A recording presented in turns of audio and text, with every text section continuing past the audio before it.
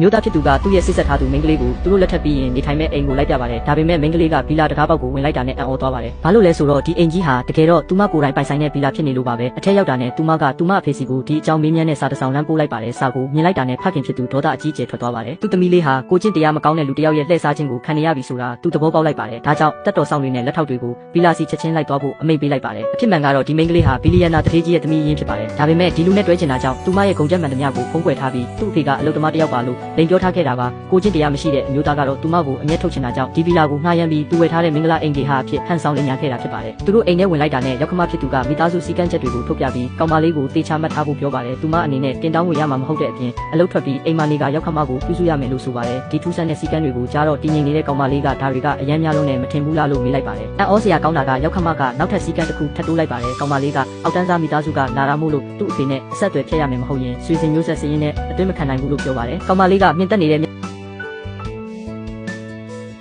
နာနဲ့သူချစ်သူကိုလှည့်ကြည့်ပြီးဒါပါသဘောလဲလို့မေးပါတယ်အံ့ဩစရာကောင်းတာကချစ်သူကသူ့အမေဘက်ကပါဝင်ပြီးထောက်ခံပါတယ်သူမအဖေကအလုပ်သမားတစ်ယောက်ဖြစ်လို့သူ့ရဲ့ရောက်ခမဖြစ်ခွင့်မရှိဘူးလို့ပြပြတတ်တာပြောပါတယ်ပြီးတော့အဖေနဲ့အဆက်ဖြတ်မဲ့စာရွက်စာတမ်းတွေကိုထုတ်ပေးပြီးလက်မှတ်ထိုးခိုင်းပါတယ်ကောင်မလေးကစာရွက်တွေကိုယူပြီးကျမ်းပြင်ပေါ်ဒေါသတကြီးပြစ်ပေါက်လိုက်ကမင်္ဂလာပွဲကိုအခုချက်ချင်းဖျက်သိမ်းတယ်လို့ကြေညာလိုက်ပါတယ်အရှက်မရှိတဲ့အမျိုးသားကသူဒီအိမ်အတွက်စုဆောင်းငွေတွေအကုန်တုံးထားရတာမို့လမ်းခွဲမယ်ဆိုရင်ချေးငွေဒေါ်လာ9000ကိုပြန်ပေးရမယ်လို့တောင်းဆိုပါတယ်ကောင်မလေးဒီမခံနိုင်တော့ပဲသူတို့ကိုစတင်ဆဲဆိုပါတော့တယ်ဒီမိသားစုကလူမဆန်ကြဘူးလယ်သမားတွေကိုခွဲခြားဆက်ဆံပြီးလယ်သမားတွေစိုက်တဲ့ဆန်ကိုကြတော့စားကြတယ်လို့ပြောလိုက်ရရောက်ခမဖြစ်သူပြန်မပြောနိုင်ဖြစ်သွားပါတယ်ဒေါသထွက်နေတဲ့အမျိုးသားကလက်မြောက်ပြီးကောင်မလေးပါးကိုရိုက်လိုက်ကဒူးထောက်တောင်းပန်ခိုင်းပါတယ်ချစ်သူရဲ့မျက်နှာဖုံးကွာကျသွားတာကိုမြင်လိုက်ရတဲ့ကောင်မလေးဟာလက်စွပ်ကိုချက်ချင်းချွတ်ပြီးဘာမှမစင်စားတော့ပဲထွက်သွားဖို့လုပ်ပါတယ်ဒါပေမဲ့အမျိုးသားကသူမကိုအလွယ်တကူလွတ်မပေးပဲအတင်းအဓမ္မဆွဲထားကဒီအတွက်ပေးဆက်ရမယ်လို့ချိန်ချောက်ပါတယ်အဲ့ဒီအချိန်မှာပဲဘီလီယံနာတထေးကြီးနဲ့တက်တော်ဆောင်တွေဗီလာထဲကိုဝင်ရောက်လာကြပါတယ်ကောင်မလေးကမျက်ရည်တွေနဲ့ဖြစ်ပျက်ခဲ့တာတွေကိုတိုင်တန်းပါတယ်အမျိုးသားကတော့သူအရေးကြီးပုဂ္ဂိုလ်တယောက်ကိုပြစ်မှားမိမှန်းမသိသေးပါဘူးတထေးကြီးကိုအလုတ်သမားလို့ထင်ပြီးဆက်လက်စော်ကားကဒီနေရာကိုလာခွင့်မရှိဘူးလို့ပြောပြီးရဲတိုင်မယ်လို့တောင်လုပ်ပါသေးတယ်ဘီလီယံနာကြီးကဘာမှတွေဝေမနေပဲရောက်ခမကြီးရဲ့ပါးကိုဖျက်ရိုက်လိုက်ပါတယ်ဒါကိုမြင်တော့အမျိုးသားကဝင်တိုက်ဖို့ကြိုးစားပေမဲ့